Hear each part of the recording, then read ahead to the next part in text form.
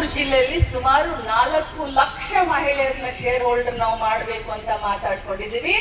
4 ಲಕ್ಷ ಅಂತಂದ್ರೆ ನಿಮ್ಗೆ ಅದ್ರ ಕಲ್ಪನೆ ಇದೆಯಾ? ಯಾವ ಮಟ್ಟಕ್ಕೆ ಹೋಗುತ್ತೆ? ಬಹಳ ಉತ್ತಮವಾದ ಉದ್ದೇಶ. ನಾನು ಈಗಲೇ ಹೇಳ್ಬಿಡ್ತೀನಿ, ಮಾಧ್ಯಮದವರು ಇಲ್ಲೇ ಇದ್ದೀರಾ, ಇದನ್ನ ಮಾಡೋದ್ರಿಂದ ಏನಾಗುತ್ತೆ ಅಂತಂದ್ರೆ ನಾಳೆ ಯಾವುದೇ ಸರ್ಕಾರ ಬರ್ಬೋದು.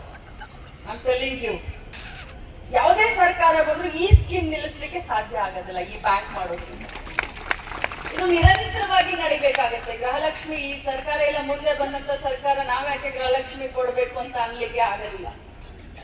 ಯಾಕಂದ್ರೆ ಇಷ್ಟೆಲ್ಲ ಮಹಿಳೆಯರು ಈ ಬ್ಯಾಂಕ್ ನಲ್ಲಿ ಇರೋದ್ರಿಂದ ನನ್ನ ಒಂದು ಉದ್ದೇಶ ಅದೇ.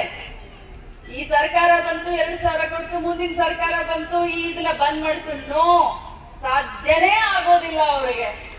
ಅದಕ್ಕೋಸ್ಕರ ನಿರಂತರವಾಗಿ ಈ ಯೋಜನೆ ಮಹಿಳೆಯರ ಲಾಭ ತಗೊಳ್ಳಿ ಅಂತ ಹೇಳಿನೇ ನಾವು ಈ ಒಂದು ಬ್ಯಾಂಕ್ ಮಾಡ್ತಾ ಇದ್ದೀವಿ.